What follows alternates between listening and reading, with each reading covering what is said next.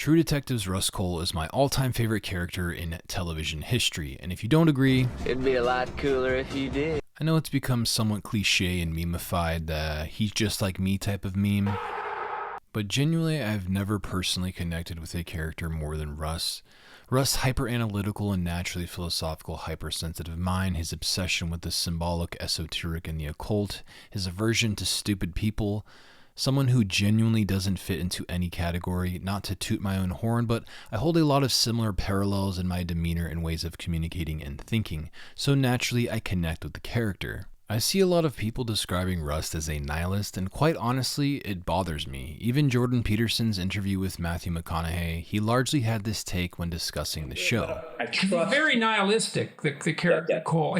But I think that is a completely wrong take on who Russ truly is. Yes, clearly he engages in the deepest forms of nihilistic philosophy with a sort of pessimistic evolutionary take. Look, I'd consider myself a realist, all right? But in philosophical terms, I'm what's called a pessimist. I think human consciousness was a tragic misstep in evolution. We became too self-aware. That side of him, I think, is largely a result of the extreme guilt and pain he feels for the accidental death of his daughter, which he was responsible for.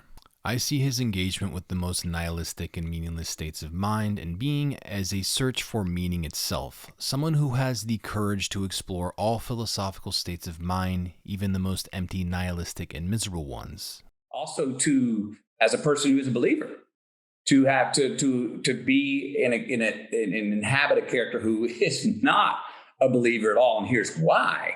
At the time that I chose and wanted to go inhabit Rust Cohle was the time that my faith was strongest.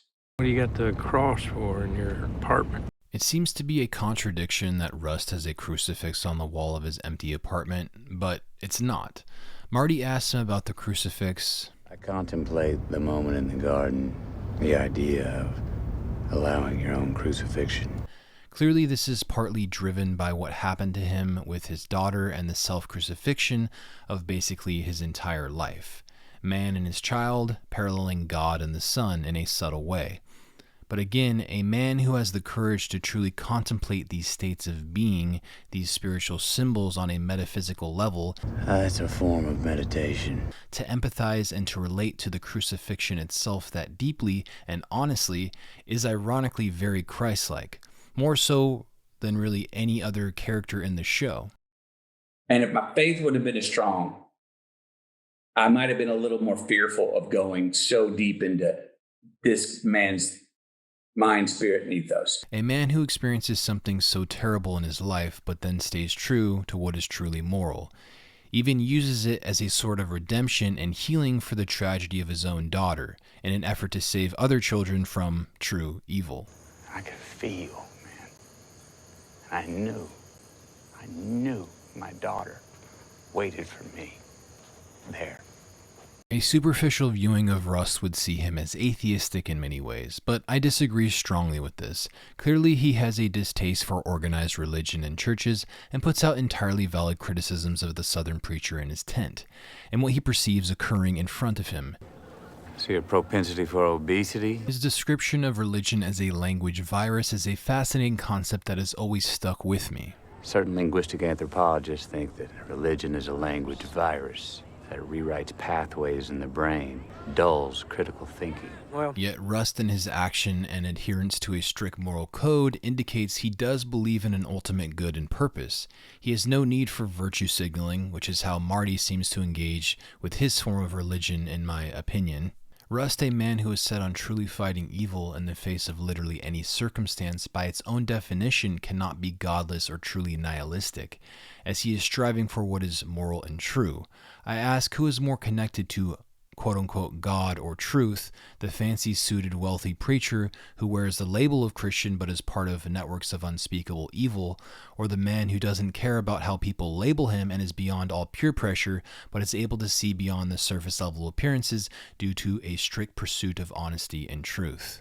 His morality doesn't come from a worldly place or any man judging him. He truly doesn't give a shit what anyone thinks, but at the same time won't ignore what others say or think. Just want you to stop saying odd shit. Okay, just go with me here on this one. I'm going to get way too abstract, but just go with it.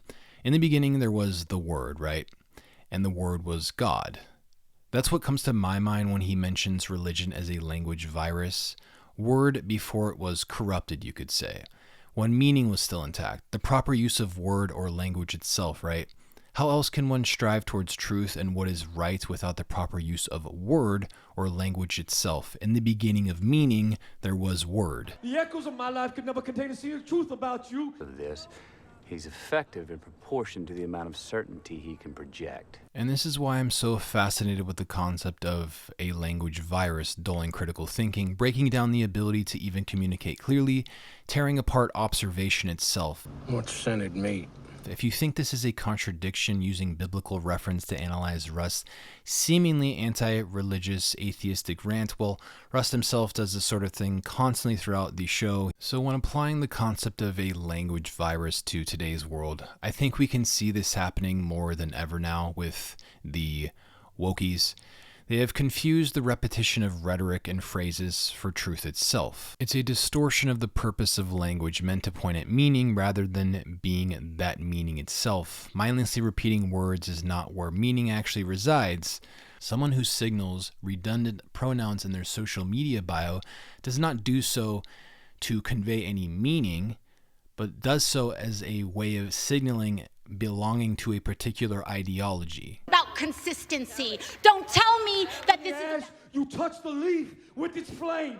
And this ideology takes hold of them in the same way that a virus does. is lasers and an entire amount of tropes and also He's effective in proportion to the amount of certainty he can project. This is the nature of all cults. They seem to replace meaning itself with the empty worship of symbols whose members require allegiance towards.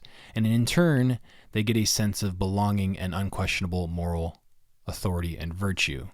I know this seems like a tangent, and it kind of is, but just so much of the lines and quotes from Rust have just been ingrained into my mind, and I think they're very applicable to what modern society is currently dealing with. So anyways, I think Rust is the most well-written and in-depth, well-developed character on a psychological, philosophical, and spiritual level. And if you don't agree, It'd be a lot cooler if you did.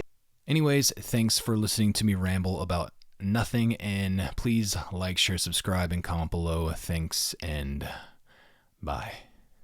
Acting choices with Rust Cohle. I just did what I could to understand the text so well that I could just say it and not have to solicit it. lasers